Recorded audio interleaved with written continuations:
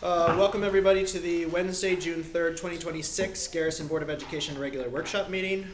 Dusty, will you please call the roll? Jocelyn Apicello. Here. Eric Arnold. Excused. Jennifer Harrington Wilson. Here. Dan Jasnow. Here. Peter Lesser. Here. Kent Schott. Excused. Sarah Tormey. Here. Pledge of Allegiance.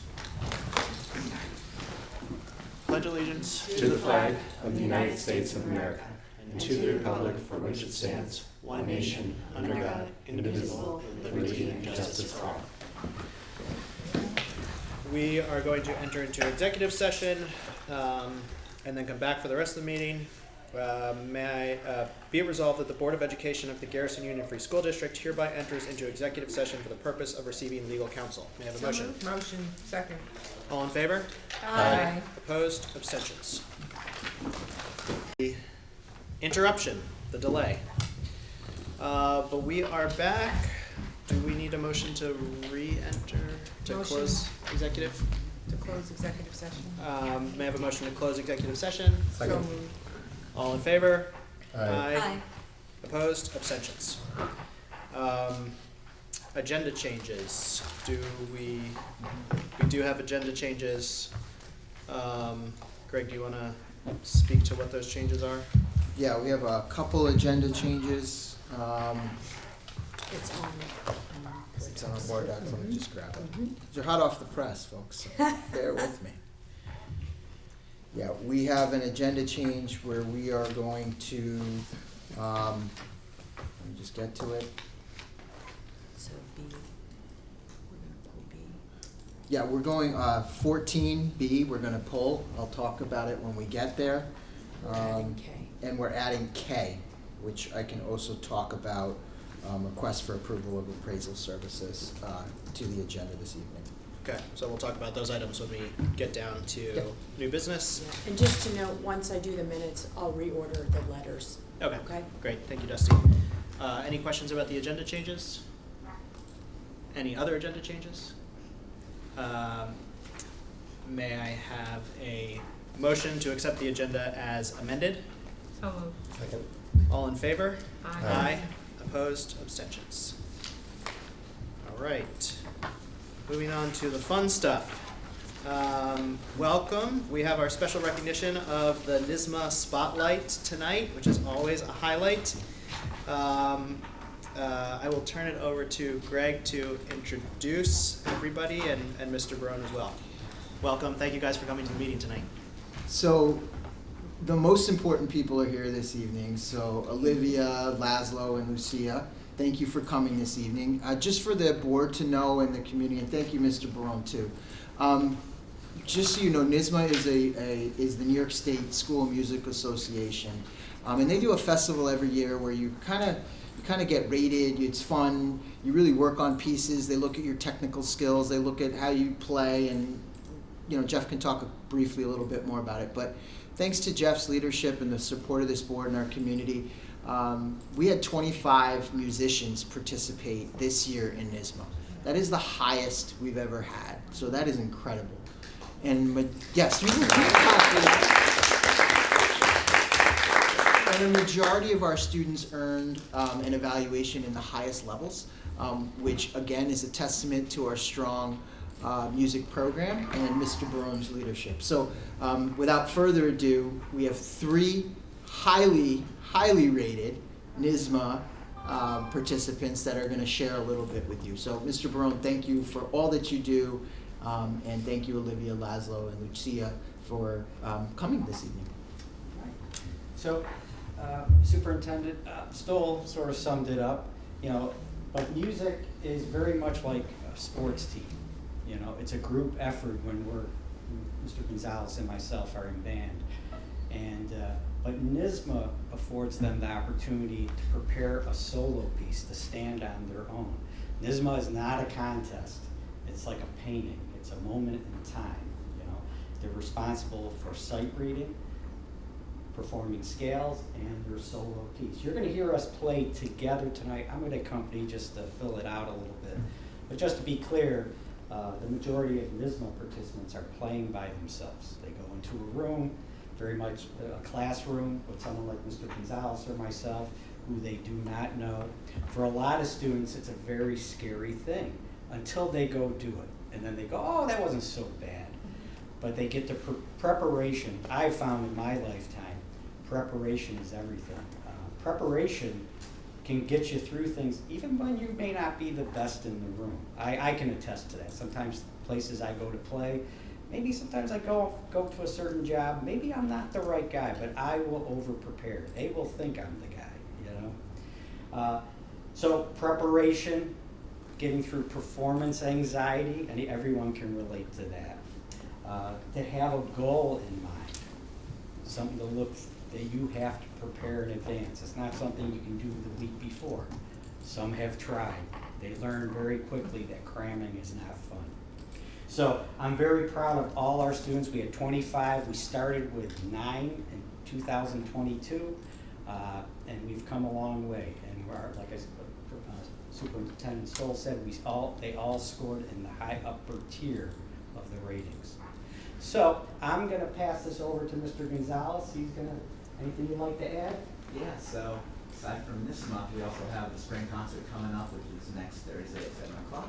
And then not just these students, but from certain students in 3rd grade, 4th grade, and all the way up to 8th grade will be playing for that night. With a bunch of music prepared for a couple of months for you guys. So hope to see many of you next week at Thursday. Hope you enjoy our NISMO game. All right, thank you, Mr. Gonzalez. Also, I'd like to add, even forward thinking, this looks great on college applications. And the goal is to keep on doing this. Like I said, it's not a contest, it's a moment in time. And then you try to outdo yourself the next time. So there's no prize, it's just the reward of doing it. And I think everyone that we've had doing it, almost all of them keep on doing it. And I hope they continue into high school.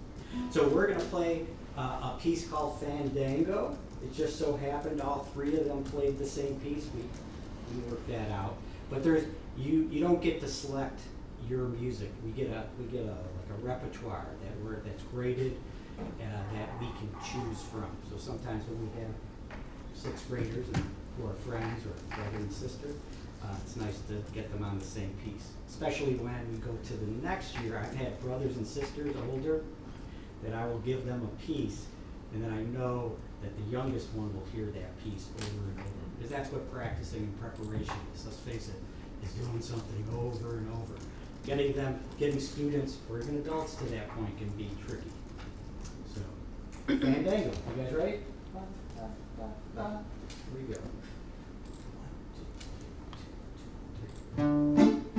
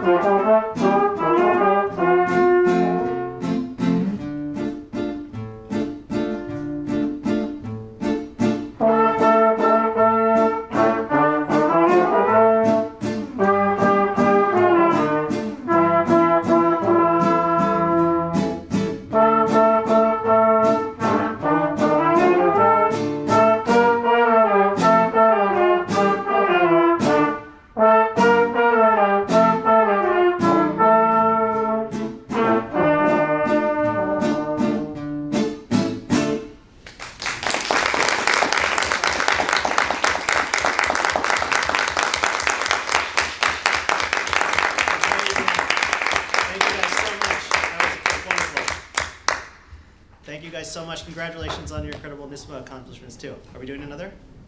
No, just one piece. That's it. Okay. Yeah. I mean, if you want to hear more, right? We do want to hear more. Spring concert. Spring concert. which I'll talk about in my superintendent's report to keep you all here.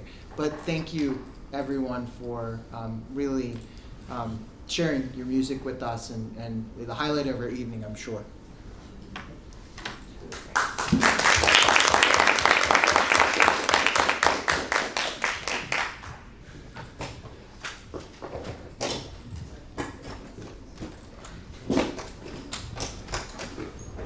All right.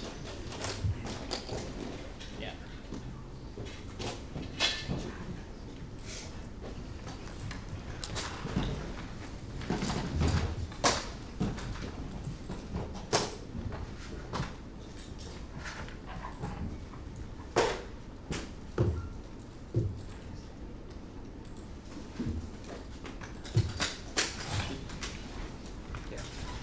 You guys are welcome to hang around if you want, but you're not obligated. Yeah, you don't have to stay for a board meeting, guys.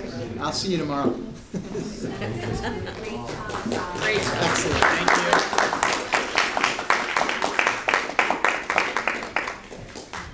Thanks, Mr. Barone. All right, we are moving on to the superintendent's report. Yeah, I don't really want to follow that at all. You're not gonna sing? No, I'm not. I will clear the room if I do sing, that's for sure. This is our first meeting since after our first regular meeting since after our budget vote. And I want to take an opportunity to thank the Garrison community for the overwhelming support of our budget. Our budget passed by nearly 80%. Really darn near close to 80%. Also, both of our propositions to continue our, the ability to contract with Haldane and Highland Falls. Fort Montgomery passed overwhelmingly, so I just want to thank this board for their leadership, this community for their support, our teachers for making magic happen every day in the classrooms. This is a special community. It doesn't go unnoticed. And tonight you just saw a little bit, just a piece of what those budget dollars go to. It's really important. And I want to congratulate Dan on your re-election. Thank you. And to welcome and congratulate Ted Azari on his election to the board, who's here this evening. So congratulations.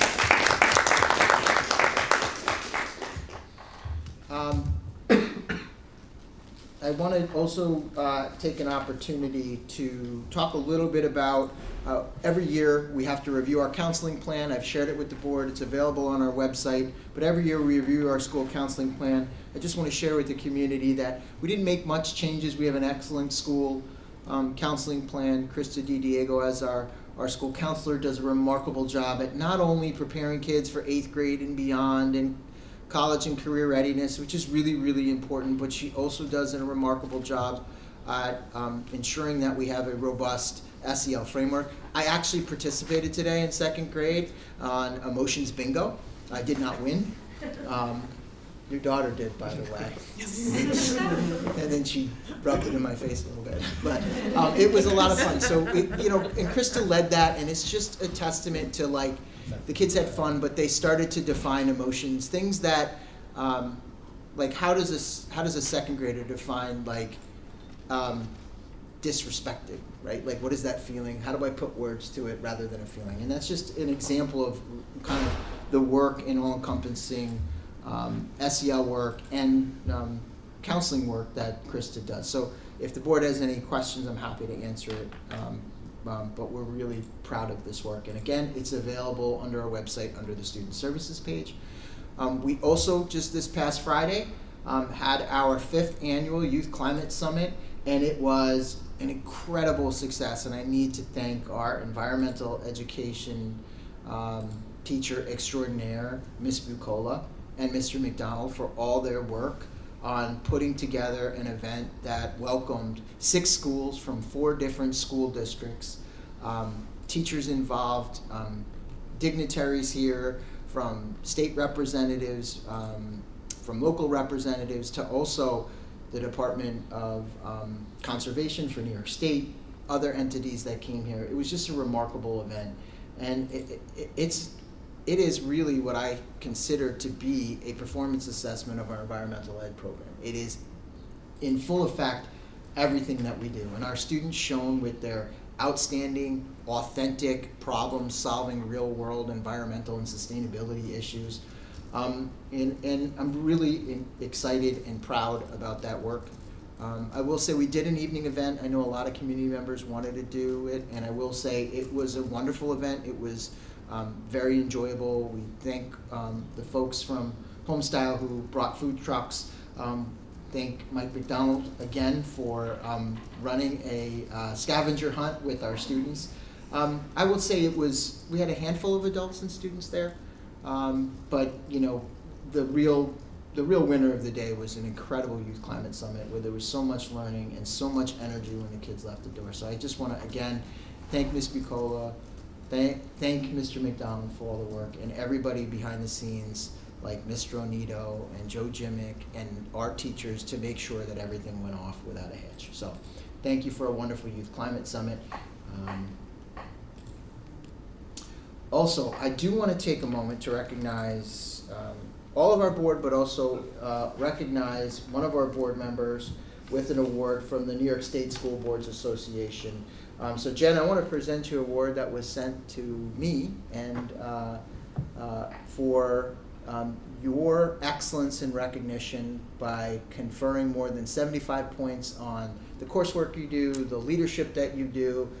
This really is a testament to how committed you are to being a Garrison Union Free School District board member, and we really appreciate all your work. So I'd like to give this to you, not from me, but on behalf of the New York State School Boards Association.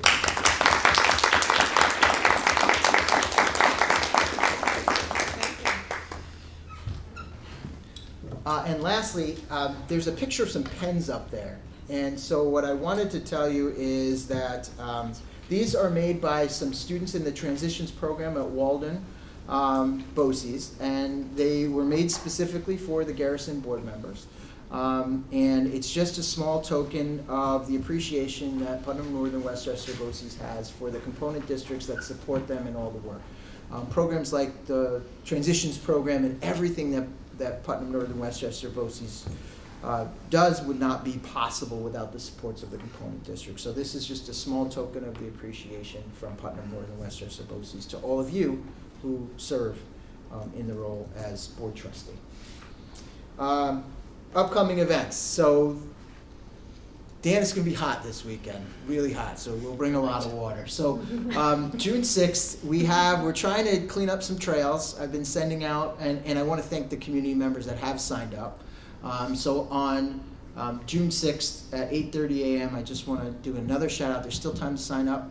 We're going to do a trail project. We're going to start here at 8:30 at the school. We'll grab some tools. We'll drive some vehicles that can make it over our driveway at our parking lot at our entrance to our school forest. And we'll start to clear some trails with the support of the New York, New Jersey Trail Conference to give us a little bit of pointers. So that's happening on June 6th. But backing up a little bit, there's the 8th grade dance on June 4th. Field Day is Friday, June 5th. I talked about the volunteer project on the trails. And again, if you want to see our students perform, they do a remarkable job. Our chorus, our bands, our jazz rock ensembles are just amazing. I mean, they can rival high school bands. And that is on June 11th at 7 p.m. and that is open to our community. We have our board meeting on June 16th. This is a slide that it gets us through the end of the year. I never thought I would get to this slide where all the happenings are getting us to graduation, but before you know it, it'll be June 22nd, and we'll be saying goodbye to our 8th graders for our 8th grade graduation. Just a reminder to our community members that we have early dismissal on June 23rd through June 25th, and our last day of school is June 25th. And again, once again, I'll remind everybody, before Labor Day, school starts on September 1st next year. That concludes my superintendent's report. Happy to answer any questions that board members may have. Thank you, Greg. Any questions? All right, we will move right along. Just quick comments from me. I also just want to thank the whole staff and administration of the facilities committee Mrs. Bucola, Mr. McDonald on a great climate summit. We had a great time at the Friday night event. The scavenger hunt was, I think, a big success for the kids, and it was great to have Homestyle there. And I just think the climate summit has become such a signature event. Ms. Bucola has really stepped in, and taken it over without, it seems like any time to adjust at all, and has built it into something that continues to be greater and greater every year. So I know there were a lot of folks here on Friday night, and that helped make that whole day possible, and it is really a great event, and doesn't go unnoticed, so thank you all. Thank you to everybody that made that possible. And yeah, just a plug for the trail conference cleanup. It's going to be a great day. Looking forward to getting out in the forest. If anybody still wants to volunteer, there's still time. Moving on to board communications and presentations, we have our Empowered Classroom presentation tonight. Mr. McDonald? So while Mr. McDonald gets this presentation ready, I just want to remind the community and the board is that we've been working all year on a fellowship, which is really a comprehensive professional learning framework, where we want all of our faculty to learn the pillars of what are best practices in instruction, what are best practices in innovation and design thinking. And this evening, I'm proud to say that we had 8 fellows this year, and 2 of them are here this evening, which Michael introduced, to share with the community and the board their experience and kind of put a little bit of detail around this sort of concept of what is in the Empowered Classroom Fellowship. So Mike, thank you. Can I just have the clicker, please? Oh. Thank you so much. All right, thank you for having us for this presentation tonight. We're very excited. This has been a long journey, a year's worth of work for our fellows. And I'm very proud of all the work that the fellows accomplished this year. It was a lot of collective learning. I learned a lot with and from them, and I appreciate 2 of our fellows for being here tonight to share their learning with you. So just an overview, we spoke about this in a previous board presentation in our curriculum update, the segment around professional learning. And so the Empowered Classroom is essentially an intensive fellowship that we designed here in Garrison. And the vision is to empower participating GUFS teacher fellows to engage in professional learning that enhances areas of their instructional practice through active action research in a pillar of their selection with guidance from the GUFS administrative team. So really the idea of active action research was really important to us, because oftentimes what you'll see in professional development sessions is people come together, they do this great learning, and then sometimes that learning stays there. It doesn't necessarily permeate the walls of the classroom. And so the active nature of a fellowship like this was really important, so that teachers felt empowered to work on something that they felt was really important in their professional journey, something that they wanted to work on with their kiddos in their classrooms, applying the different things that we were talking about in professional learning. And so as part of the Empowered Classroom, we have 7 focus pillars: a connected environment, mindfulness and social emotional learning, personalized learning and feedback, optimized learning spaces, technology with intention, active and inspired learners, and rigor and excellence. And to ground all of this in research, we had 4 anchor texts that you see up there: project-based teaching, the space, which talks a lot about optimizing learning spaces, total participation techniques, and visible learning, which if you're familiar with John Hattie's work, that kind of dives into a lot of meta-analysis around instruction. And so we had 5 after-school sessions, coaching sessions within the day for our fellows, and just a big commitment and dedication from our teachers to really dive deep into this. So very proud of the work that they did this year. If you're familiar with the continuous improvement framework of PDSA model, ultimately that is what we did. Teachers identified a problem of practice, something they wanted to work towards with a specific group of students or all of their students.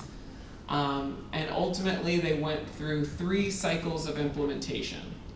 So they planned in collaboration with the administrative team. They collected some data, they studied that data, and then they decided, am I going to adopt this? Am I going to adapt it? Or am I going to abandon it completely and try something new in my next cycle? And so all of this was data-driven, grounded in research, and they did a phenomenal job. So on this slide, you'll see the focus areas of our different teachers. These were things they selected, passion projects that they wanted to work on in their classrooms. And they felt were really important and timely for the students they had in front of them. And so tonight you're going to hear from 2 of our fellows, so you can hear about their experience, what they tried, and what they learned, and where they might go from here. And so we're going to start with Ms. Sarah Stevenson and building a thinking classroom in math through exploration of numberless word problems and visualization. And then after Sarah presents, you'll also hear from Ms. Micah Knos through a literacy lens where she promoted meaningful discourse in ELA through structured protocols and activities. So without further ado, I'm going to welcome Ms. Sarah Stevenson.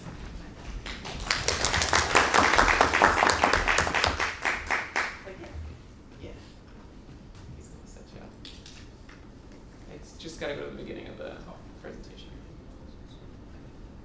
The right arrow will bring you to the next slide.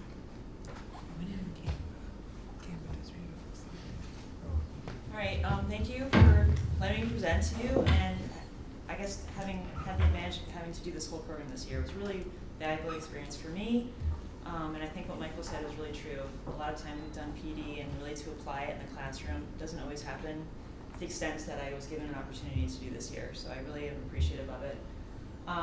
So I chose math word problems. I'm a 3rd grade math teacher. I teach all subjects, and I focused on their ability to persevere and solve them. So my focus pillar was the rigorous commitment to excellence. So having high expectations of all my learners, challenging the students with tasks that required critical thinking, problem solving, perseverance. I provided scaffolds and supports to help them through this, and I held all students accountable for really high levels of work and continuous growth. So I'm going to go back. So students were struggling to visualize word problems and explain their thinking during math class. You know, those math word problems I find are reading based. They have to know their math facts. There's multiple steps. They really have struggled with it in the past, and I've used different strategies. But I sat down with Michael, who was very helpful in helping me identify what would be my first approach to solving these, and they were numberless word problems. So what the implementation looks like was I would give the kids a problem. You can see it in the upper left. What is the problem? What is the problem about? And the problem did not include any numbers. So it was really requiring the students to read the problem, to think about what they were looking for, to try and visualize it. And when we were doing these word problems, the numberless word problems, the students were working independently at their desks, so they had their own worksheets to work on, but the problem was on the board. And we would ask a lot of prompting questions to kind of help them visualize it and to break it down and to draw it. So they're really trying to visualize what they're being asked. And then the second step, I would introduce the numbers, like what are the numbers we're looking for. So it was really kind of scaffolding it. What are we trying to visualize? And then we're going to introduce the specific numbers. And then a follow-up for measuring success was these exit tickets. And what I did was I just rated them as a 0, 1, or a 2. So, I think in general students scored as I expected them to. They made progress in their ability to visualize and draw the problem. They were a little more successful in trying to figure out things, but it didn't always translate to multiple step math word problems. They still weren't able to do that successfully and consistently. They were really having trouble unpacking the problems and staying motivated through it. So there's some issues with frustration tolerance, passivity. So you can see there was a range of goals. But if I was to show you the students, I wouldn't be surprised with how they were performing. So what we did was we looked at introducing the building the thinking classroom strategy. So numberless word problems, which they knew, they were familiar with drawing it, solving it, and then explaining it. But now we're transitioning to working in small random groups, and they were working on vertical whiteboards that were spread around the room. So the way I formatted the groups, it was random. So they were each given an animal, and they had to report to that board, and they worked with random people. So we continued working on the draw, the solve, the explain strategy. Working at the vertical whiteboards was really, I think, a positive thing. And it allowed me afterwards, after we would all work on it for maybe 15, 20 minutes, we would gather in the middle of the room and then kind of go around and talk about the different strategies. So how did I measure their success? We did exit tickets. So some examples of some of the work I did were coming up. I'll show you the examples really quick. So you can see the draw, the solve, the explain, and then the white, those are pictures of different problems that students did collectively in small groups. And what I found was really valuable was there's a lot more engagement with the students. They were enjoying collaborating to help solve the problems.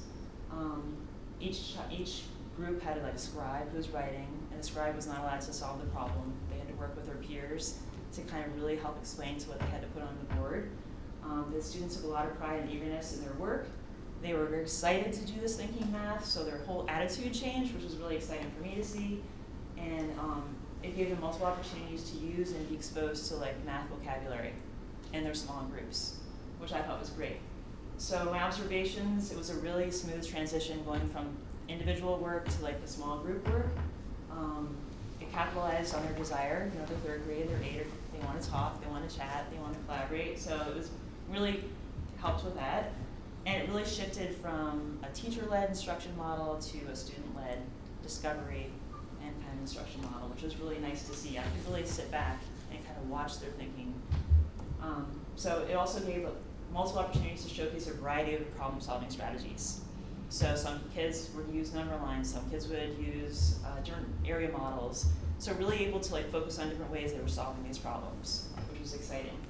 And it also gave me opportunities to address commonly made mistakes.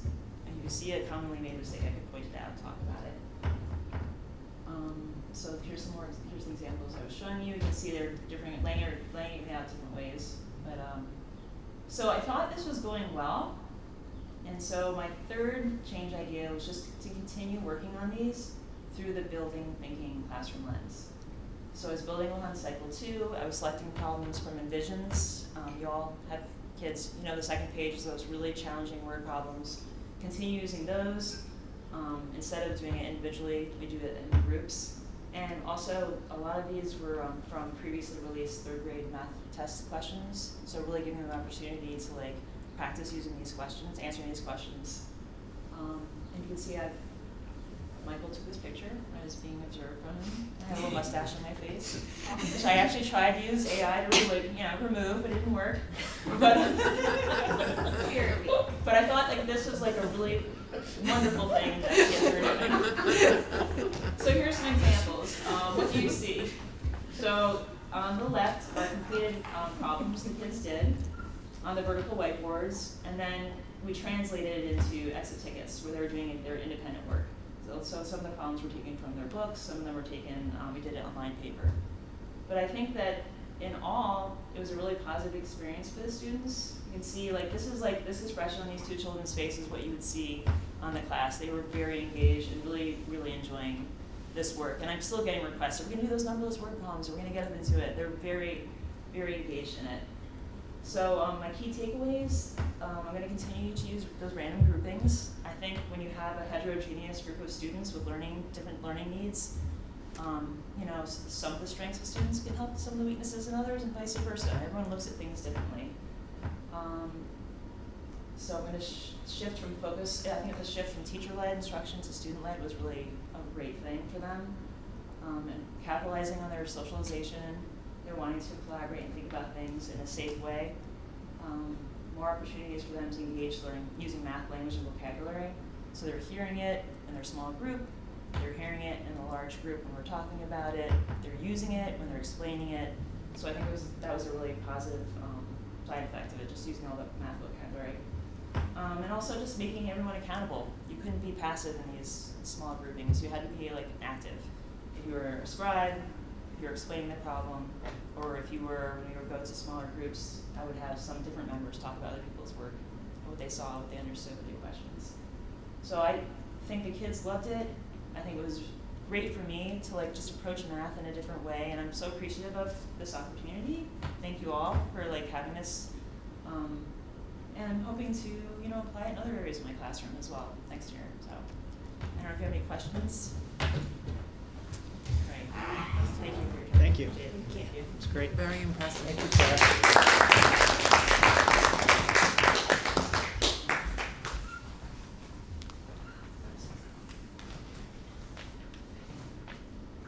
All right, now we have Micah Knows.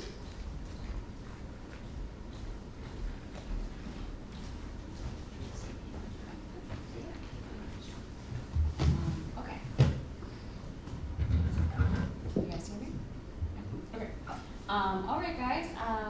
Thank you so much for having me. I am Micah Canos, Mrs. Canos to the students. I'm the 6th, 7th, and 8th grade English teacher. And I'm going to talk to you tonight about promoting meaningful discourse in ELA through structured protocols and activities. So for the pillar that I chose to focus on for the fellowship was also rigorous commitment to excellence, so same as Mrs. Stevenson. Because cognitively demanding tasks are just one part of something being rigorous. You also need teacher expectations to be high and effective implementation of what you're teaching. So the challenge that I found in my classroom that I really wanted to focus on was 6th grade collaborative discussions. So the 6th grade cohort came in very, very strong readers. They were very motivated to do well. They were still developing in speaking and listening skills. And so what this looked like in the classroom was like in lieu of lively discussion, the classroom would go quiet after 1 or 2 students had given, you know, something to say, said something. They often were speaking just directly to me and not to each other. And there was no disagreement and very little building onto each other's ideas. So I really knew that this was what I needed to focus on for multiple reasons, but one specifically being it's a major 6th grade standard for speaking and listening to be able to engage effectively in a range of collaborative discussions with diverse partners, expressing ideas clearly and persuasively, and to build on those with others. It's the foundational part of critical thinking. So that's really what my goal was, to help increase the rigor of that peer-to-peer idea sharing.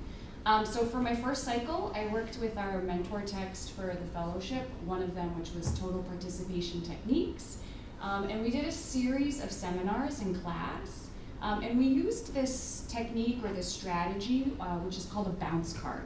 And it's basically a selection of different sentence starters that helps students to bounce ideas off of each other, ask clarifying questions, and also challenge ideas. So here were some of the seminars. We ran 4 through the months of November through January. And these were based on texts that we were already reading in 6th grade. So it just fit very nicely into the curriculum. And along with teaching into the seminars and how to participate and prepare, we also had 7th grade visitors come and fishbowl for the students, what it really looks like and sounds like for there to be a student-led conversation and debate. So these are 7th grade students. We have the 6th graders kind of watching. It's very, very meaningful them to see it actually in action. I was taking my data with a tracker and a rubric that helped me keep track of how often students contributed when they were building on ideas and also how they asked questions. So ultimately what I found with my first cycle was that students' ideas became much more insightful. They were building on each other's ideas. They were becoming much more comfortable facing each other, making eye contact with each other, and they were able to keep these conversations rolling. There was little to no silence. But what I noticed was they really were having trouble disagreeing with each other. So they were agreeing and adding on very politely. So for my second cycle, Michael and I decided we were gonna have to change things up and get them to help to disagree with each other. So we went back to total participation techniques, and we found a different technique called the debate team carousel, and this essentially required students to disagree with each other. And so this is kind of what it looks like. It's a piece of paper that is broken up into quadrants, and students break up into groups of 4. And in the first box, a student will write an opinion to a question. Then they move the piece of paper to the second student, who then adds on evidence for that first opinion. And here's where it got really kind of crazy. The third box, the third student had to disagree. And so it was required as part of the protocol. The fourth student added on more evidence for the student who disagreed. So on the piece of paper, they had to disagree with each other. We started easy, low stakes. Student-generated would you rather questions, and here were my 2 favorite. Would you rather eat a raw egg in one bite or steal an alligator's egg from its nest? Or would you rather have AI take over the world or dinosaurs take over the world? So these were questions that the students really did feel comfortable disagreeing about. And so, they enjoyed this challenge. What I did find when I looked carefully, though, was that their evidence was a little shaky, but that might be given the questions that they were asking each other. So we swiftly moved along to a series of short stories where they had 4 more tries with these debate team carousels. And we found that their evidence really grew to stronger reasons for disagreeing. So we had a level of success with this protocol. Again, this was written and silent. So what we found was that they were able to disagree with each other on paper with some pretty strong evidence, but it wasn't translating to disagreeing in person out loud. And it wasn't helping with this feeling of being uncomfortable about disagreeing with each other. They reported just saying that it just felt bad or rude. So this was now the end of February. I took a step back, I scaffolded even further back, and I really thought about how I needed to reframe. The students were really thinking about disagreeing with each other as being judgy and mean or oppositional, and so I kind of went back to the standard and I really dug into collaborative discussion. Like when you're disagreeing with somebody, actually what we're doing is it's a group effort to reach a collective understanding. And so this third cycle, I went to a resource called Project Zero, which is from Harvard University. It's part of their educational research program, and there's like a library of resources that teachers can use with their students. I combined it with New York Times's this really cool part of their website called What's Going On Here. It's a very simple concept. You show a complex image and you ask just these 3 questions. What's going on in this picture? What do you see that makes you say that? And what more can you find out? And this was sort of the place where the students just excelled with coming up with what they see from the picture, comfortably disagreeing with each other with evidence. And this photograph right here from the New York Times was one that initiated this complete aha moment for this 6th grade cohort. Some students recognized that that was the Greek flag on her bathing suit. Others recognized the Chinese caricatures for Shanghai down at the bottom. Somebody recognized that this was a polo head protective gear. And they were able to get all the way to this caption together, minus the coach's name. So they were able, as a group, disagreeing, adding new information to figure out that this was Greek water polo players throwing their coach in after winning a championship in Shanghai. So it was phenomenal, and the kids felt how great that felt. And so we sort of broke that barrier, and it just felt really successful. It was really good for them. So the key takeaways from my experience was that having this opportunity to try these things out was so valuable in my classroom, having the partnership with the fellows. But reframing disagreement was very important, scaffolding all the way down to the foundational skills of photos and practicing. So here they were today. They're in a social issues book club. It's lively, it's full of confident, lively, evidence-based discussion.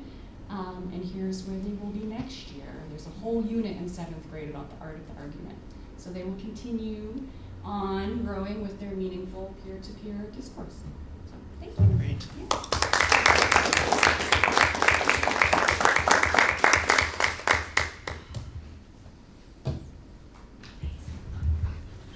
Thank you, Ms. Stevenson and Ms. Canos, for fantastic presentations. All of our fellows just did an extraordinary job. These are just two of our phenomenal fellows. And so prior to concluding the presentation, just wanted to see if there were any questions from the board in terms of the overall fellowship or anything in particular for our two fellows that are here tonight. I mean, I would just first say thank you for being here and for sharing this with us, and to you, Mr. McDonald.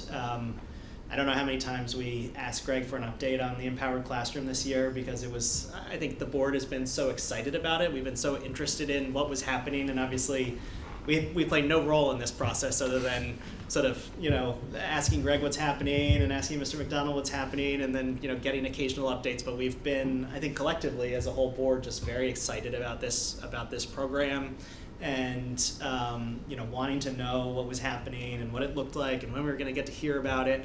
I think it, like the climate summit. I mean, I think, and I'd be interested in your perspectives on this. This feels like something that is really unique to Garrison and could be just, another thing that sort of speaks to, what a unique place this is, and how special.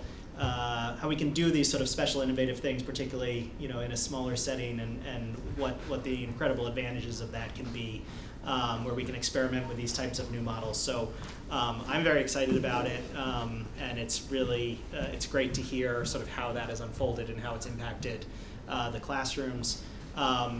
I would just be interested in what the future of this program looks like, what it looks like for next year, how the first cohort, what they're thinking about for, the future participation, and what we can expect moving forward. Absolutely. So first off, next week on Wednesday, we have a share fair for our staff. And so each of our 8 fellows will present to a subgroup of our staff to share their learning.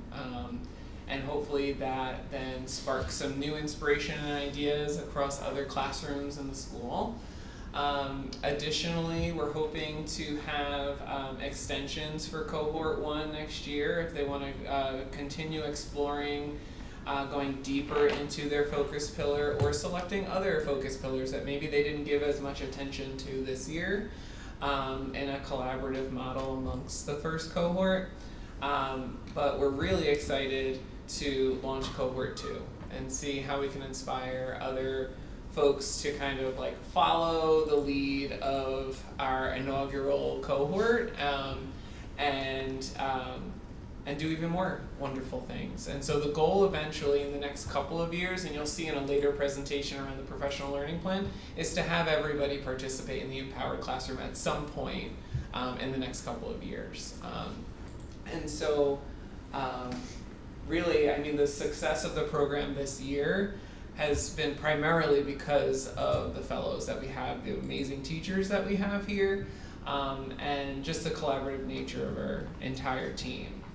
Really, guardrails and structures were put in place by the administrative team, by Mrs. Emig, Dr. Stowell, and myself, but ultimately the teachers kind of took that structure and then ran with it and came up with things that I wouldn't have expected them to come up with, and just dove really deep into it. So I'm excited to see what future cohorts have to offer as well.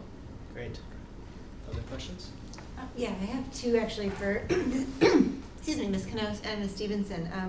The first is, did you feel like you had the time you needed and the resources you needed to complete this work this year, or is there more extended time you felt you needed? Come up there. Yeah. Sorry. You're not off the hook yet.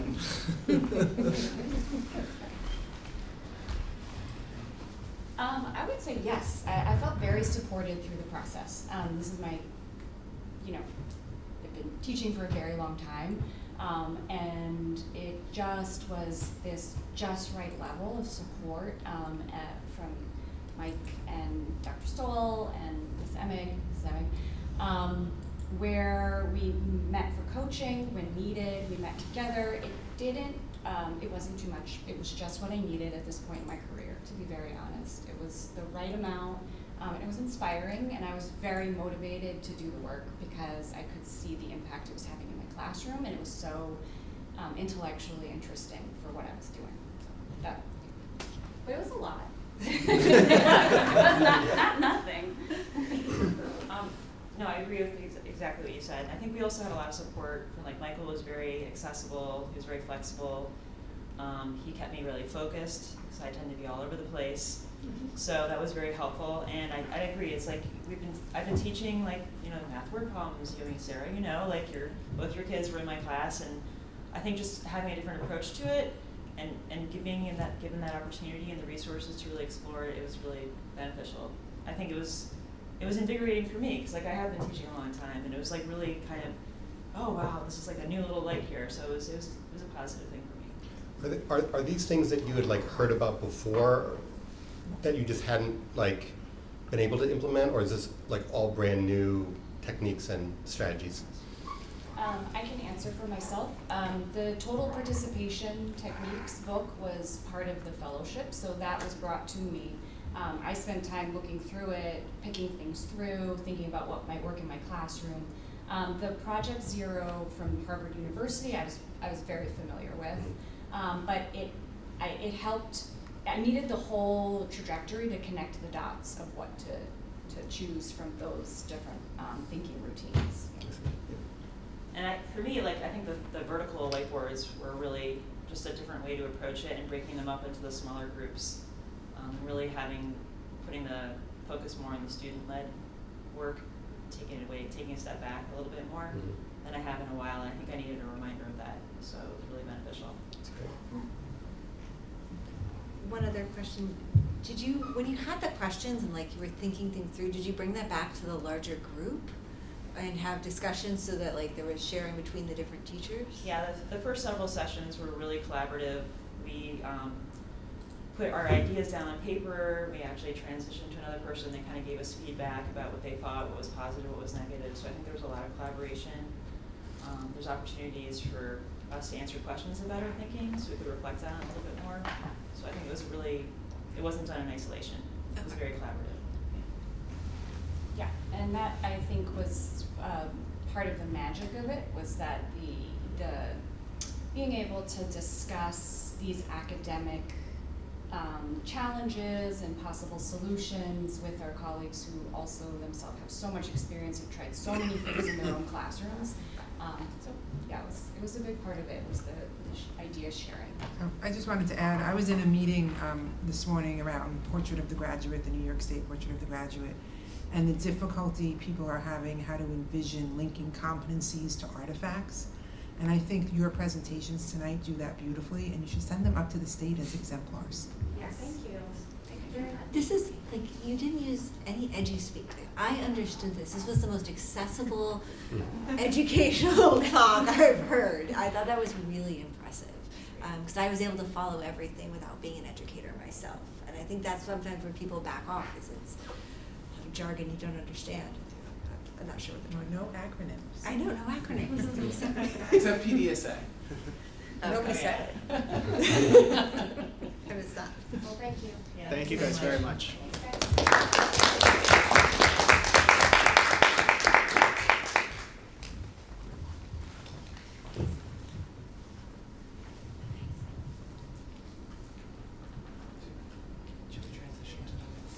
Yes, what's next? Professional learning. All right. Yes. No, that's great. I thought there was going to be more to this. Thank you guys. Thank you for the presentations. It was really, really great to learn about the whole extent of the year. Okay, so moving on to the professional learning plan presentation and adoption. We have a resolution for this. Do we want to go through the presentation first and then do the resolution? Sure, it's up to you, but if you want to have Mike go through a professional learning plan, if you have questions, and then before you adopt the resolution. That's or great. we can do it reverse. No, let's go through the presentation first. Okay. So I'm glad that these presentations are happening together because the Empowered Classroom is a large part of the professional learning plan that we are proposing over the next 3 years. And so some districts do an annual professional learning plan, some districts do it over multiple years and with a readoption process. So we've opted to draft it for the next 3 years, through 2029. And so ultimately, I just want to talk through the process, how to navigate the document. It's a fairly simple document.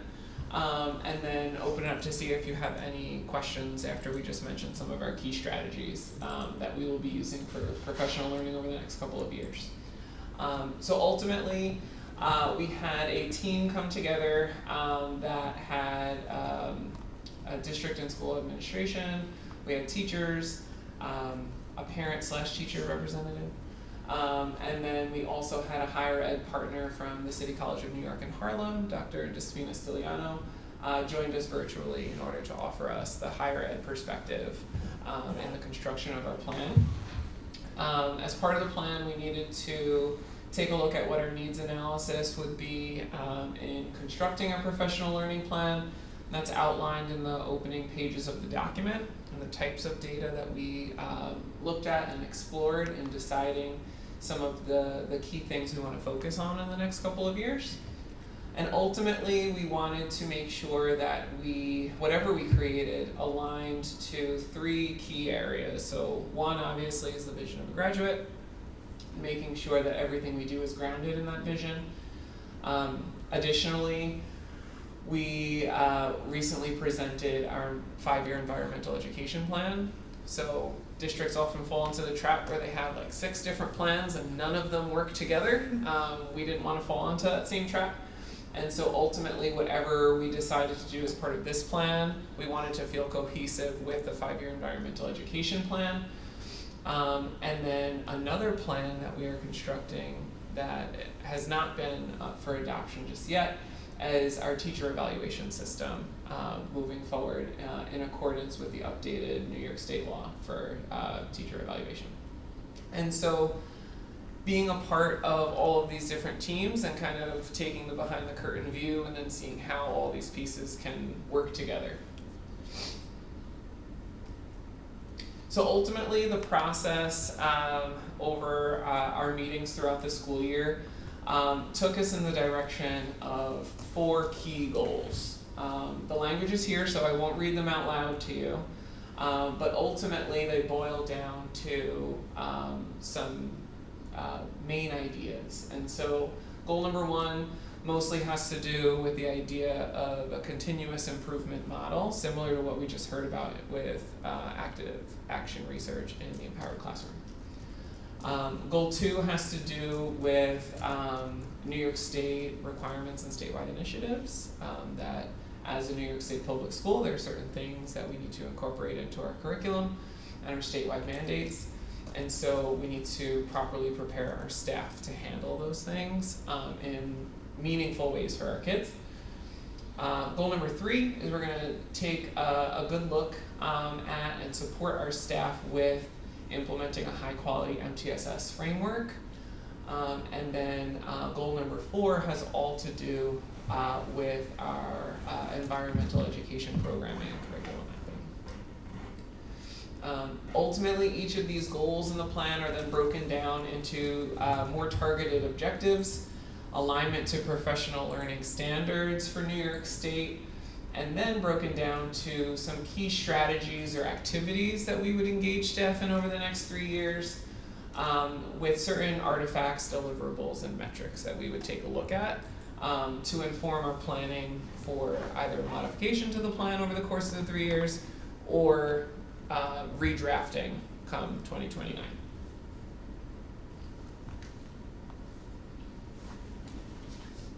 There we go. So some key strategies that I just want to point your attention to. They're not all key strategies are part of every goal. That's with intention, but if it supports the goal, it's listed there. So for goal number 1, just pointing out that we have a lot of means for job-embedded professional learning. where we would bring in external partners or send our folks out to external partners like PNW BOCES for training. We have our superintendent's conference days where we're being very deliberate in how we deliver some of this professional development. And we've used a lot of our faculty meeting time after school to support that professional learning as well, to give us some additional time to support teachers in meeting their professional goals. Additionally, one of the key strategies for a couple of our goals is the Empowered Classroom Teacher Fellowship. Like we said, goal number 1 is 95% of instructional staff will engage in this kind of continuous improvement model. One of the strategies in achieving that 95% would be to get everybody to participate in the Empowered Classroom. We also had mention of our STEPS plan in a couple of our goals, which would be the teacher evaluation system, and some of the strategies built into that align very closely to what we're trying to do with Empowered Classroom, which are teacher-generated passion projects, things that they feel really strongly about, that they can demonstrate growth, improvement, etc. in their classrooms through whatever project that they select through a particular lens or model. We have our strong professional learning program after school, where teachers have facilitated training for other teachers, which was highly successful this year with a number of different offerings and just a lot of great learning that happened. So we're looking forward to capitalizing on that moving forward. And then ultimately, one thing that really came out of the conversation in a couple of our different committees was our teachers' desire to see other teachers, like in action, see them live. And in a lot of ways, I view this as like the highest form of professional development, because I can model an instructional strategy with a group of adults. You could watch a video of a classroom. You could visit another district, but there's nothing like seeing it live with your population of students in your building, seeing it's possible with like another teacher that has a shared lived experience that you have. And so really finding ways to support peer-to-peer intervisitation so teachers can learn from one another. And so our next steps, ultimately, we're hoping that after your review of this plan that you would support as a board for the next 3 years. We would run an annual needs analysis to see if there were any changes that needed to be made over the next 3 years to meet our goals. We would incorporate an annual readoption, and then ultimately our next plan we would have to draft would be for 2029 through 2032. Are there any questions? Great. Thank you. Question from me, a couple questions, I guess. So you talked about this a little bit, but I'm just wondering how we're taking the learnings from the Empowered Classroom and sort of everything. That's obviously a very thoughtfully designed program. It doesn't cover all of the professional learning that we need to do. How are we sort of integrating those concepts or having those concepts inform other professional development vendors or contractors, or the choices that we're making in terms of other professional learning that we're bringing into the district? Absolutely. So ultimately, the Empowered Classroom is focused on those 7 pillars. We engaged our fellows very strategically in professional learning around those 7 pillars, but it doesn't mean that just those fellows are experiencing that professional learning. And so those 7 pillars inform the superintendent's conference days development for professional learning opportunities for our staff. Oftentimes, a lot of our teacher-led professional development aligns really well with those pillars and the strategies that we're looking for in our classrooms. And the hope is that the more people that participate in these kinds of professional learning opportunities, including the Empowered Classroom, would then facilitate professional learning for other folks through some of these models we have. And so, for instance, if Ms. Stevenson wants to lead a workshop around unpacking math word problems next year, hopefully she would feel empowered to do so. Or if there's a group of teachers that really wants to figure out how they can drive more meaningful discourse in their classroom. Maybe Ms. Canos could lead a workshop with all the work that she did as an Empowered Classroom Fellow this year to support other teachers, so that the work that's being done in specific cohorts then has tentacles and can reach out and reach to other classrooms as well. So is it safe to say that even if we're looking to fill additional professional learning time, we're still leaning on the sort of the teacher-led model rather than, going out and maybe, obviously there are good reasons why you might do this in some cases, but rather than bringing people into the district, bringing in outsiders to sort of lecture or to, instruct, we're leaning more on the teacher-initiated sort of model here. Is that a fair characterization? Not necessarily. I think it depends what it is we're trying to accomplish. Mm-hmm. I'm a firm believer that if we have one of our own that does something better than a paid expert, we might as well have one of our own do it. There's a level of trust and shared lived experience that's important. And just generating overall buy-in from the participants in a professional learning opportunity. With that being said, we might not have all the answers in certain situations, and we might need to bring folks in. So for instance, this year we brought in Dr. Robert Dillon to talk about optimized learning spaces, which was a great opportunity for all of our staff, and then Empowered Classroom Fellows had some targeted time and coaching with him in their classrooms. And so that's a situation where there's not really a resident expert per se in that's had like the years of the targeted research that Dr. Robert Dillon has, so we brought in an expert to kind of touch base. But in other areas, we might not feel that would be necessary. Yeah, great. One other question. So we're planning for some additional professional learning time starting next year in the newest contract with the GTA. Can you speak to just sort of how what the plan is around that additional learning time? Absolutely. I wouldn't say it aligns to one specific model or goal. Mm-hmm. I think we have to take a look at all of our available professional learning time and map out a plan that would be successful and cohesive. Ultimately, the goal would be similar to what we did in Empowered Classroom and setting guardrails and then having things be team and teacher driven. Ultimately, that would be a large part of our goal, is how do we leverage all of the great work that's already happening here, set a sense of collective learning and structure, and then kind of have teams push forward together within that time. Great, thank you. Yeah, I just add there's an intentionality to what we're doing.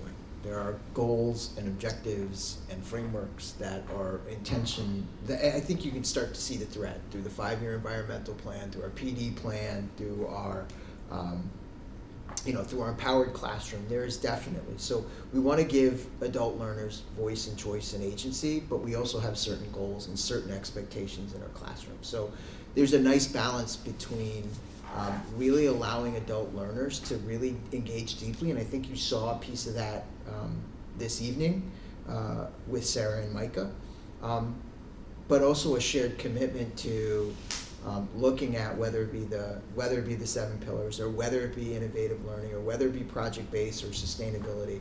There are definitely shared goals we have, and so nobody's like coloring outside the lines and being like, I want to do basket weaving. I think I'm gonna bring that into my program.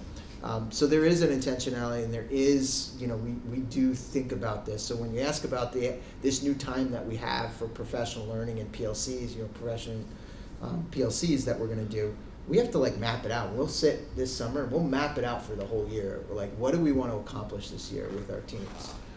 And so we have a lot of work to do, but curriculum maps, environmental plans, professional learning plans, those are the blueprints of how we get there. Mm-hmm. Great. Other questions?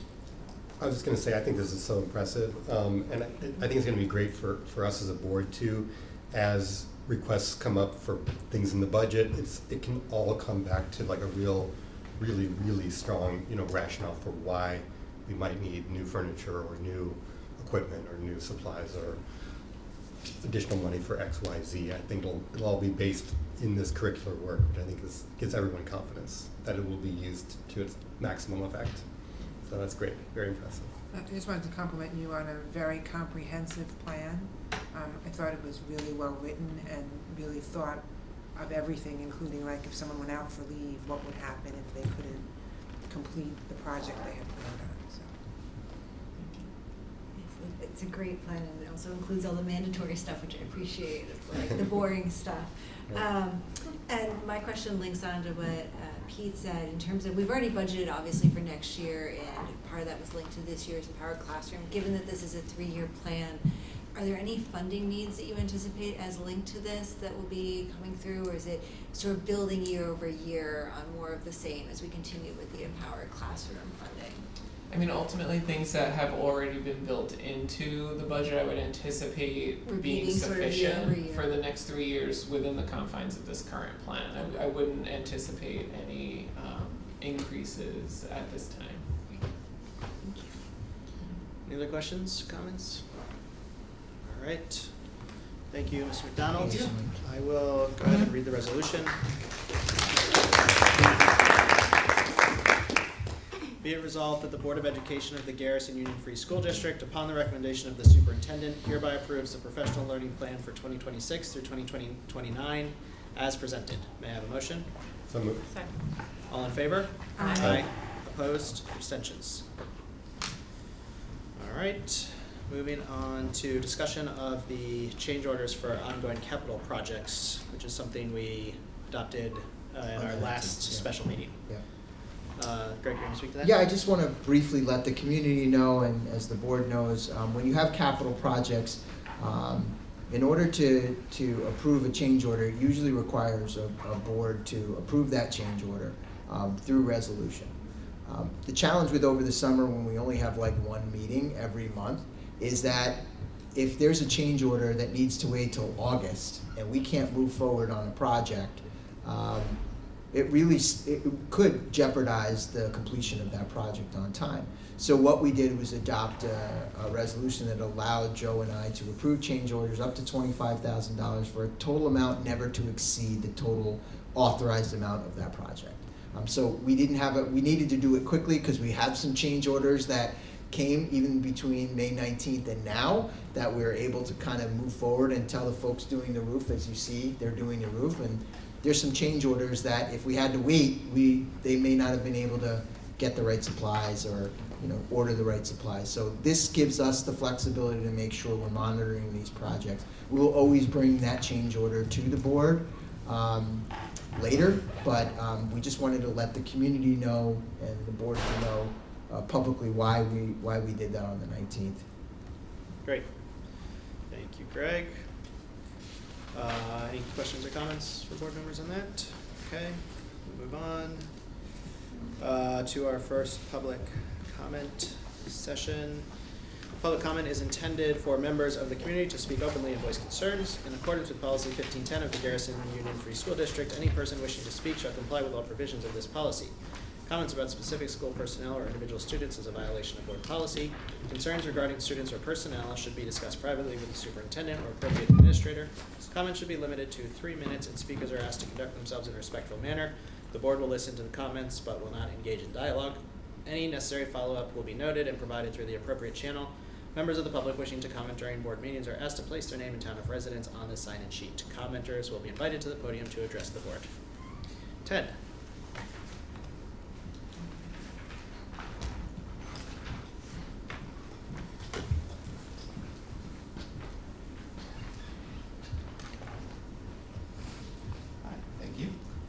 So first, I want to thank Jocelyn for her many years of service on the board, and I hope you understand how much this school and this community is going to miss you and your family. Thanks, It's a loss I know I'm feeling personally. Second, I just want to congratulate Dr. Stoll, Mr. Jimmick, and the board for the budget process. I think it's a real credit to the board and the administration for identifying the priorities and communicating them effectively to the community. And finally, I want to thank the voters for their confidence and support. Looking forward to joining again. Great. Thank We're you. very much looking forward to having you. Can't get here soon enough. Oh yeah, I'm not allowed to comment. Right. No dialogue. No doubt. No dialogue. Spoken That was rhetorical. Sorry. All right, closing public comment, acceptance of the minutes. Any questions or comments about the minutes? Be it resolved that the Board of Education of the Garrison Union Free School District does hereby accept the minutes of the regular workshop meeting of May 6, 2026, and the regular meeting of May 19th, 2026 as presented. May I have a motion? So moved. Second. All in favor? Aye. Aye. Opposed? Abstentions? Accept Treasurer's Report and Claims Audit Report. Be it resolved that the Board of Education of the Garrison Union Free School District hereby accepts the Treasurer's Report and Claims Audit Report for April 2026 as presented. May I have a motion? So moved. Second. Any questions or comments about these?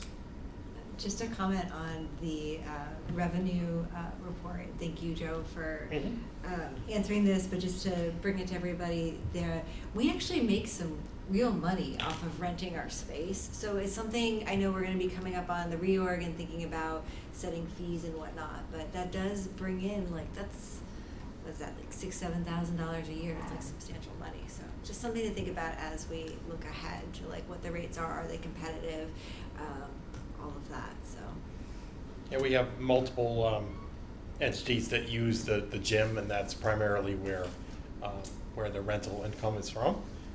There's occasionally some use of the field, but not very much. thank you for facilitating that, helping us earn more money. That was all. Great point. Thanks, Sarah. Anyone else? All in favor? Aye. Opposed? Abstentions? Committee reports, policy committee report, Jen?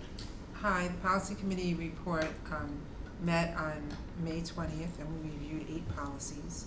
There is no action by the board that is recommended at this time, as we either need guidance from Erie 1, further research, or some work to be done by the administration. The information per policy is detailed in the minutes. Thank you, Jen. Next we have DEI committee report with Jocelyn. Thank you. The DEI committee met on May 21st, and we had our teachers there, as well as Allison and Greg. We discussed a few items. One of the themes that came up a lot was how do we get the community a tiny bit more involved in some of the initiatives, not just that DEI is doing, but that the whole school goes through, which we know is a board goal, a superintendent's goal. This is just a running theme. So it comes up again, of course, in something that we talk about because it's so like personal and lots of activities around it. So we discussed the community book read, how successful it was, how Marge led the elementary effort and Micah kind of led the middle school effort. Lots of people involved and lots of community members involved, but like how do we go a little bit deeper next year? So consider that, everybody. They are going to probably take on a book called Cultivating Genius by Goldie Mohammed at the building level. So not the board members, not necessarily the community members, but at the building level they'll read a book over the summer and hope that it inspires some of the planning and the work that they do in the 26-27 school year. We talked about the Autism Awareness Walk, for example. Like it was a Putnam County event. We had 11, I think, folks from the staff participate. But for example, we didn't have any community members also join in that we know of that, kind of registered with Garrison. So how do we like bring more people in to these kind of outside events, especially to raise awareness about something important to us as a district like autism. Got some curriculum updates about elementary and middle school work. Got an update on how the MTSS form is being looked at kind of through a DEI lens, using data to try to understand and make sure that we can monitor progress for all of our students. And then I think the last thing we talked about was, we look at our charges for each committee over the summer. And I think the committee agrees, highly recommending looking at the DEI charge and revising, to kind of meet the needs of where the district is right now, because a lot of work in the charge has been done. And so what do you envision over the coming year? That's it. Sorry, I wasn't as brief as Jennifer was. But it's my last one. I mean, I gotta steal the mic a little. Since you're not You're gonna frame it? That's it. You're gonna frame it? My final minutes. That was submitted. Do you have any thoughts on how since you won't be there for that discussion, unfortunately, do you have any thoughts on how it's going so well. You don't need my thoughts anymore. I mean, everyone has great thoughts, and the team that's working, especially at the building level, they're all. But I mean, for the great. charge specifically. I think that the team that's assembled is going to make Yeah. great ideas, and I think Ted, if it ends up joining on to this committee, perhaps, since I'm leaving, and of course, all of you are welcome to join it, we'll have really good ideas. Great. Yeah. Thanks, Jocelyn. All right, moving on to approval of the CSE CPSE recommendations. Be it resolved that the Board of Education of the Garrison Union Free School District approve the Committee on Special Education CSE and Committee on Preschool Special Education CPSE recommendations and student placements. So moved. I think I have to have the motion first. Sorry. May I have a motion? So moved. Second. All in favor? Aye. Aye. So start watching It's States. 8:28. Come on, Geez. you guys don't rush things. You have 2 minutes. Oh yeah, sorry about that. Personnel items. Wait, did we get a final vote on that? Oh, yeah. Aye. Aye. Nobody opposed, no abstentions. Appointment of per diem substitute. Greg, do you want to speak to this one? Just briefly, Victoria already works for us, but she just received her New York State teaching certificate, so this is to give her the certificated sub rate. Great. Be it resolved that the Board of Education of the Garrison Union Free School District, upon the recommendation of the superintendent, hereby appoints Victoria Melito as a certified substitute teacher for the 2025-2026 school year, effective May 20th, 2026, as per the rates most recently established by the Board of Education. We have a motion? So moved. Second. All in favor? Aye. Opposed? Abstentions? All right, we have the revised new business items. So we're striking item B. We have a new item K. Greg, do you want to walk through those? Sure. We had on this evening item B. Yeah. We'll just pull it out. We'll pull out the new, the previous item Which K. was- Yep. The original item K. Right. Yeah. Which is going to Um, become item J. Because we're shifting everything up, right? Right, so we've pulled It's too late for action, letters and numbers, right? Okay. we've pulled action B, Right. Pulled B. we added K. Right. I will Renumber. renumber accordingly when I record the minutes, so in the resolution you can say as amended. And Sarah will abstain from, You have to do a separate vote. as You previously fill that one out. drafted. That'll be, we'll just read what the title is when we go. We pulled the food service agreement with Putnam Valley. The reason being is that Whitson's, who is the food service provider, has decided to not necessarily renew their contract with Putnam Valley, which would require Putnam Valley to go out to bid again. Doesn't mean Whitson's can't bid on it again, but their thinking was that at the current contractual terms with Putnam Valley aren't to their liking. So we pulled it, and we literally found out about this yesterday. So our hope is that Putnam Valley will go out to bid with us in mind as an RA offer their SFA. Here's those acronyms again. And once they select a bid winner, then we would bring a contract with Putnam Valley back to the board with the provisions of whatever they may be with the award winner of the bid. So that's why we pulled it. To be continued. Thank you. Any other new business items we need to touch on or that anybody has any questions about? The only thing I would say is we are doing, the new item that was added this evening was to run a title search on all of our parcels. And that was added recently because it requires the board to waive a current policy at one time so that we can get this title search done quickly, efficiently, as well as economically too. Great. Thank you. So, unless there are any Dan, I further was just gonna questions? suggest if it helps you for going through the numbers, or the letters. So it'll modify, it will be B through I, and then the K will become C. Yeah, I'm just gonna. Okay, so you can pull that, if you I have to think pull I'm that just last gonna one separate. say we'll do, so we're gonna have a motion to vote on all the new business items other than the request for approval of title services for Title Vest. So may I have a motion Second. Hold on.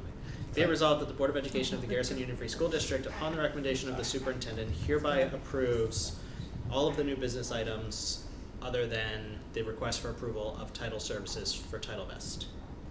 So, You didn't ask for a motion. Oh, sorry. It's getting late. There's too much going on. All in favor? Aye. Opposed? Abstentions? May I have a, sorry. Can I just ask one question? Yeah. This may just be my ignorance, but is the Haldane Garrison transportation thing, is that new, or do we do that every year? No, we do it do every that year. every year. Okay. It's just if we have an opportunity to collaborate Right. to do transportation that would benefit us both, we do. We don't often Find that. find that happens, Okay. but we try. Okay, you Based just have on- that in place in case you, okay. Yep, Thank you. yeah. All right, I'm now gonna read the Title Vest motion. Be it resolved that the Board of Education of the Garrison Union Free School District hereby issues a one-time waiver of Board Policy 5411 requiring an RFP for professional services and authorizes the district to engage the services of Title Vest to perform title work associated with the acquisition of certain identified parcels at a cost not to exceed $1,000. May I have a motion? So moved. Second. All in favor? Aye. Opposed? Abstentions? Abstain. Thank you. All right, that brings us to our second public comment. Hearing none, we will close and move to board comments. Jocelyn.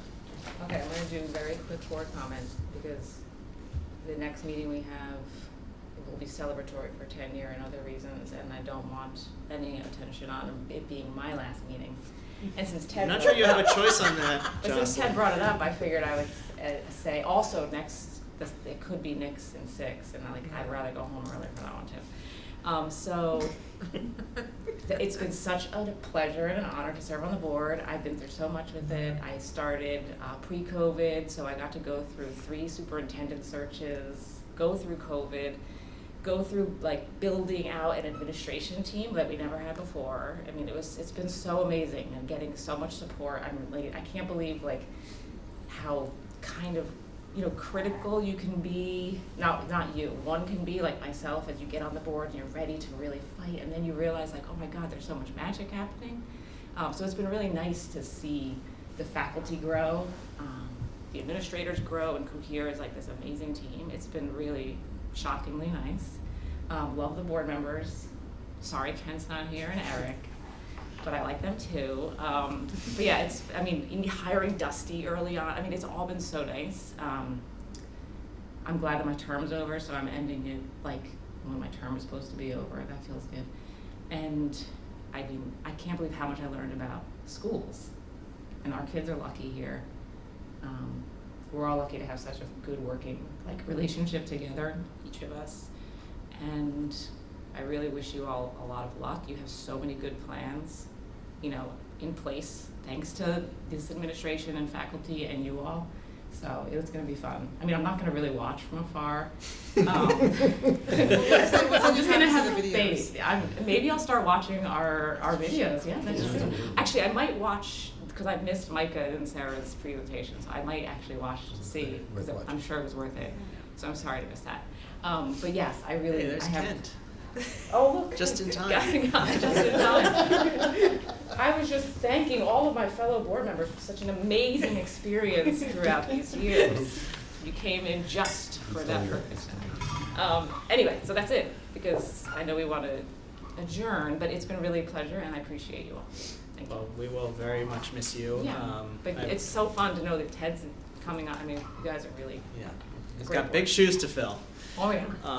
But well, I don't think you have a choice of there not being attention on you at the next meeting. So we'll save some of what we're gonna say. I can't believe I for have to come. next time. I was like, I'm gonna skip that last meeting, No, but now with come on. you gone and you probably gone, No, we're gonna sweep. I'm be here. we're sweeping. Okay. But it has been a pleasure, Yes, Jocelyn. thanks. All right, Eric is not here. Jen. So just thank you, Jocelyn, and if I'm not here at the next meeting, I'll make sure to leave a video comment for you. Oh geez, I can't wait. It will be some AI generated. Yes. I'll use Pete? HN. I had said it I said it earlier, but I continue to be super impressed with all the curricular work from the administrators to the teachers and everything. It's just really impressive what y'all have done in a very short amount of time. So, and I know there's so many good plans for the future, so just to say how impressed I am. Kent? I apologize. He's gonna have one long. Jocelyn, it's been great serving. Well, you don't have to say anything. I was just preempting it for the last But I meeting. won't be here next meeting. Oh, okay. Jeez. So, Okay. I know. And I always, although we don't always agree on everything, Jocelyn, I always very much appreciate the amount of intelligence and rigor you put toward every issue. And you've been a pleasure to have as a fellow board Same. member, so I really appreciate it. Otherwise, like in the community, it's been having a senior, and Greg, you probably mentioned it before, going to the Haldane Senior Awards Night, and this Haldane Athletic Awards Night. It's really impressive the amount of impact that Garrison is making, just coming from the Putnam Valley Music Night. The impact that Garrison is making on all these high schools, and how well prepared and really exceptional a lot of our students are as they get to that level and the things that they're accomplishing. Great. Thanks, Ken. Sarah? First, I am going to miss you. I really enjoy. Are you here next meeting? I am here next meeting. I can't imagine where else I would go. I love it here. I would agree with Kent. The moments we've disagreed have been some of my favorite, and I am so proud of the way we've been able to, as a board, and you've really contributed to this, and be an example for civil discourse and showing that we can agree and disagree at different moments and go out and still be friendly and move on. So I really appreciate that, and I'm going to miss you. I also wanted to say on a sort of more somber note, I know there was a tragedy in Putnam Valley last week, and I wanted to thank Greg and the district and Krista for supporting the kids.